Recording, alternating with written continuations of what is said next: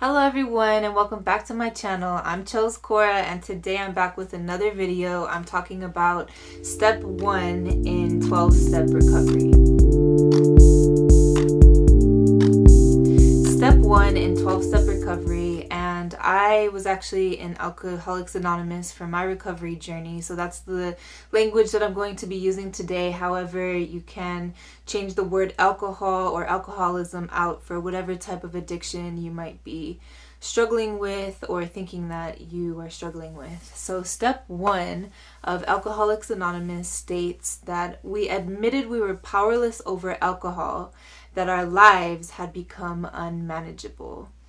So nobody really likes to think of themselves as powerless, but when it comes to step 1, it's very important to consider the myriad of things that we are actually powerless over, things in our lives that we have zero control over. One thing, for example, might be the weather. We have no control on whether or not it rains today, whether it's sunny, whether there's an overcast or it's going to snow next week or whatever. We just can't control this. We don't have any control over traffic. We can't control whether or not an accident happens on the freeway, making us 10 or 15 minutes late for work in the morning. It's not something that we can predict or change or control in any way. The same goes for other people and their behavior. We can't control whether or not our partner comes home with a bad mood, whether or not our children are resisting us doing homework, or whether or not somebody at the grocery store complains and has all this negativity surrounding you. We just can't control what other people are doing or thinking or what their opinions are about us, any of it. So when it really comes down to it, what in our lives can we control? I mean, the only thing we actually can control is ourselves and our own behavior, our own reactions to things. Unfortunately, though, when it comes to alcohol or other substances, many of us have lost control of ourselves and our own behavior when it comes to this arena. We tell ourselves that we're just going to have one beer or a couple of drinks or maybe just one cookie or whatever your thing is, and then before you know it, you have had way more many drinks than you said you were going to, and you ate the whole box of cookies. When it comes to our addictions or compulsions, it's like we have no control even over the one thing that we're supposed to be able to control, which is ourselves. Now, I'll use myself as an example. When I used to drink, before I made the decision to get sober, I would consider my behavior as similar to that of a functioning alcoholic. And so this means that I was able to maintain a job, I was going to school, getting good grades, paying my car note, my own apartment. Everything in my external world seemed to be particularly well organized and lined up. Looking from the outside in, it didn't seem like someone like me had many problems.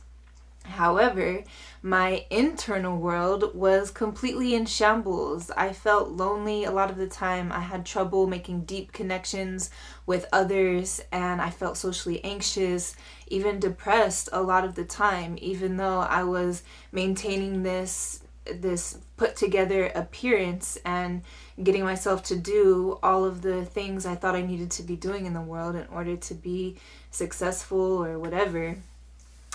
And when I would drink alcohol, it was like all those feelings of being anxious or depressed or lonely, whatever else, would just start to dissipate, and it was like I could be this social butterfly. I could relax and I could have fun.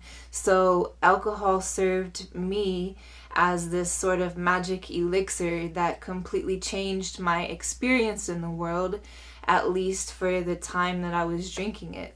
Because I was a functioning alcoholic, there were many nights out of the week that I didn't drink. I even went 5 months one time without having a drink. But every single time, as soon as I would just take that first drink, It was like this internal craving got set off within me, and I would be drinking for the whole rest of the night, regardless of how many drinks I said I was going to have. And a lot of times, like pretty much every weekend, it would go longer than that. I would end up, after the bar closed, going to the after hours bar and staying up till 6 a.m. doing cocaine in dirty bathrooms. And sometimes the party wouldn't even stop then. I'd find somebody's house to go hang out at and repeat the cycle basically through the whole weekend. I might be able to sleep it off on Sunday and be ready for work or school on Monday, but honestly, that's no way to live, because like I said, on the inside, I was just using the alcohol and whatever other substance to fill this deep void within my being that was really unfillable. It would never be enough alcohol or whatever other unhealthy coping mechanism to fill this deep wound. So when I got to AA, I really had to grapple with the idea of being powerless over alcohol. In my mind, I had a lot of control over alcohol because there were lots of nights out of the week which I wasn't even picking up a drink. But I had to get honest and realize that on those days that I did pick up a drink, I could not stop. I had to get honest about the fact that even though a part of me really wanted to quit drinking altogether, it was damn near impossible for me to do that on my own. And that's where the program of AA really came in. The principle behind step 1 is acceptance. And acceptance is very powerful, because when we accept the world around us or our lives and the situations in it for exactly what they are, we accept things how they are, not through the lens of how we wish they were or how we'd like them to be, then we can start looking at our lives from a more objective point of view and move forward from that higher level of awareness in order to make a positive change. Awareness is always the first step to solving any problem in our life. And the ironic part about step 1 is that as soon as we admit powerlessness is the moment that we begin taking our power back. That's when we start to say, okay, this is the situation, and I actually am in control of how I react to that, right? It's like saying, okay, I can't control if it's going to rain today, but I can control on whether or not I buy an umbrella and be prepared for the rain. I can't control if there's going to be a hurricane coming into my town. However, I can buy storm shutters and protect the glass of my windows. I can try to get an apartment with a big concrete parking garage so that my car will be safe. I can take the necessary steps to be as prepared as possible for the things in my life that I can't control. I can't control traffic or whether or not there's going to be an accident on the freeway. However, I can commit to adjusting my schedule so that I always leave 10 or 15 minutes earlier, ensuring that no matter what happens on the roads, I'm never late. Or if there is an accident that takes an incredibly long time, instead of complaining and getting upset and hitting my steering wheel or whatever people do, I can just pick up my phone and call my boss and say, hey, there's an accident. I'm going to be late. And that's being in control of me, being in my center. I can't control other people's behaviors or mood swings or whatever. However, I can control whether or not I put myself in those situations. I can set boundaries with people, and I can leave relationships that feel toxic or unhealthy. And through the power of step 1, I now also can realize that I don't have control over myself and my own reactions when I start to indulge in alcohol or other addictive substances.